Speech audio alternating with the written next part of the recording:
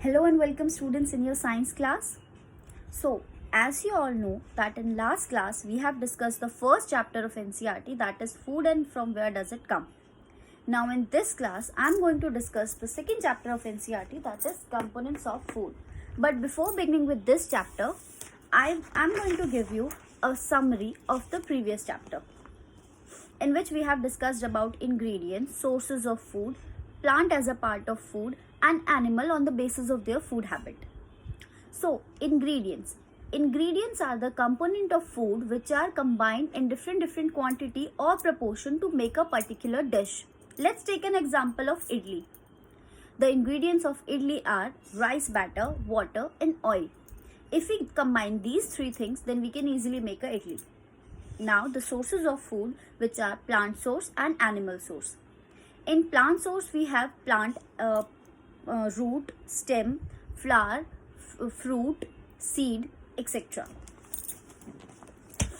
So, plant as a food, in which plant's root is carrot, radish, sweet potato. Plant stem as a food, onion, potato, etc. Leaf as a food, spinach, cabbage, mustard leaf, which you consume as a sarson ka saag in winters.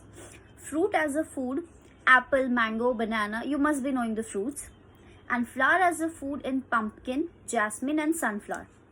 We also use some seed to produce oil for our consumption, which are known as oil seeds. For example, mustard seed, groundnut, sesame, which you call til. Okay. So next part is animal as a food, in which we consume milk, meat, egg, fish, etc. So milk yielding animal are known as melic animals, which are cow, buffaloes, goat, camel. And meat yielding animals are chicken, hen, goat, buffalo, pig in the form of chicken, mutton, pork, and beef. Egg is a high source of protein, and we consume egg of hen and duck. The keeping of birds and rearing them and feeding them for the production of egg is known as poultry farming. Next is fish, which is an aquatic animal. So this is also known as seafood, which we consume on regular basis. Do you all know that the keeping of bees in a man-made colonies to extract honey is known as apiculture? And now, the distinguish of animals on the basis of their food habits. They are of three types: omnivore, carnivore, and herbivores. Omnivores are those animals who eat plant and animals both. For example, we, the human beings, crow, dogs, etc. Carnivore are those animals which consume meat. For example, lion, tiger, wolf, jackal. Herbivore animals are those animals which only depend on the plant for their food. For example, cow, buffalo, deer, goat. So this is it with the first chapter. Now I'm going to start the second chapter. If you all have any kind of doubt in the first chapter, then you can ask the question related to it. Now let's start with the second chapter, which is components of food. The components of food, the food we eat is made up of by adding different ingredients, and we all are familiar with the ingredients. And these ingredients consist of certain components which are required by our body for its proper growth and movement. So these are known as nutrients. Nutrients are the compound in the food which are essential for life and health, for our proper growth, for our bones, for our muscles, etc. It also gives us energy, and they are the building block for the repair and growth of our body. So there are 6 types of components present in a food. Those are carbohydrates, fats, vitamins, proteins, minerals, and fiber. So we are going to discuss all these things in proper way.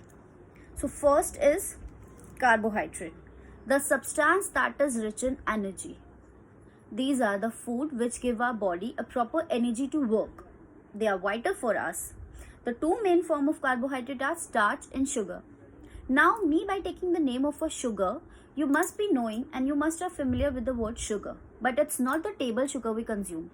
It's the natural sugar which we get from the fruits that we consume and the vegetables. Yes, they do have some sweetness in them, which are in less amount as compared to the fruit. So these natural sugars are known as glucose, fructose, etc., which you will study in your higher classes. For now, and starch that is present in potato and rice. Carbohydrate are in most of the food we eat. For example, fruit that contain fructose and glucose, starch that are present in potato and your pasta also. So you can test the presence of carbohydrate in your food by doing a simple test in which you can take a slice of potato, just cut down the potato in two parts like this. Take a potato and cut it in two parts. Now take this slice and put a iodine solution on it.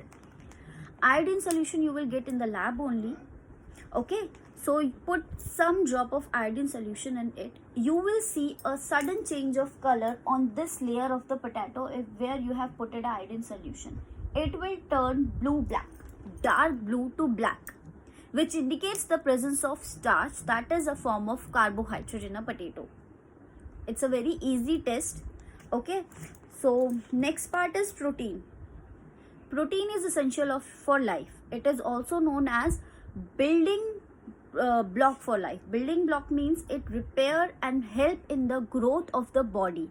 It's very essential for us because by getting a protein, our body starts healing itself, and if there is any kind of damage, then it quickly repairs itself with the help of protein only.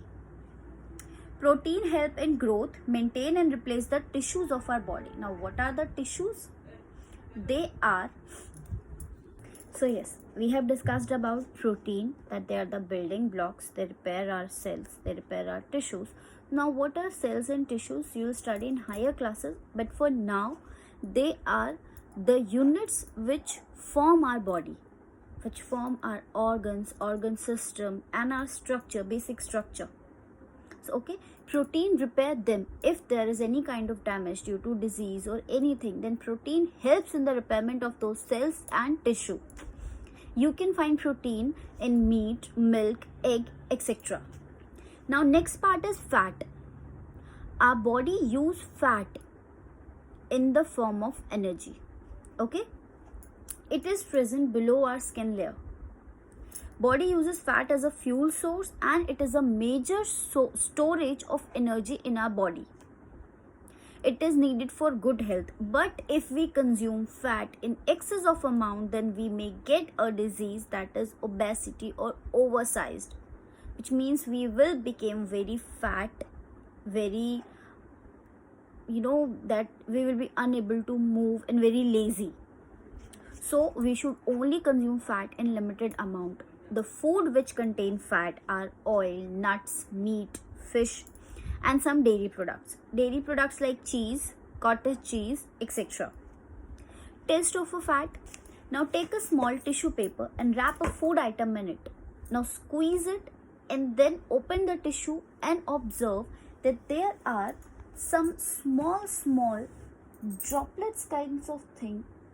You can observe this kind of things on a tissue paper, which indicate the presence of oil in that food, and that oil is nothing but a fat.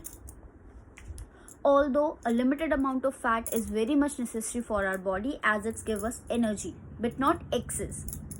There are two types of fats. One is saturated fat and another one is unsaturated fat.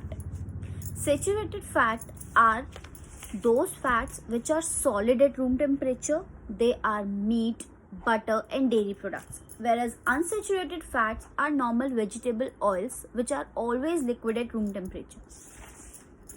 Next part is vitamin. As the name itself suggests, vita means vital, and it means that vitamins are vital for life. According to a Greek language, vitamin means vital for life, important for life or essential for life. We need vitamin for the proper functioning and maintenance of our body. Vitamin not only help in the body growth and other functioning, but also helps our body to stay healthy.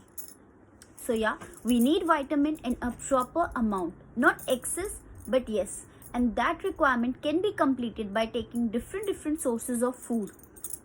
Some of the vitamins are vitamin A, vitamin B, vitamin C, vitamin D, E and K. You will study about the deficiency of these vitamins and the problem caused by them in the next chapter, in the next part of this class. For now, after vitamins, there are minerals which are needed by our body. They are essential for us but in a limited amount. Some of the minerals are already present in our body and there is no need to intake of them. But some, we need some kind of minerals from our food or from their sources. And these are essential for the proper growth of the body and maintenance of a good health. Although 4% of our body is already made up of mineral, but still we need some kind of minerals as a source of our body maintenance. They do not give us energy like carbohydrate, protein and fats. Yes, mineral do not provide us any kind of energy. They are just for the maintenance of the body. Like a support system. They basically give a support to our body by helping in the proper functioning of our organs. You can get minerals by cheese, cottage cheese, bread, egg, table salt, carrot and yogurt. So this is it with the part 1 of this chapter. We will be discussing the other part of this chapter in another class.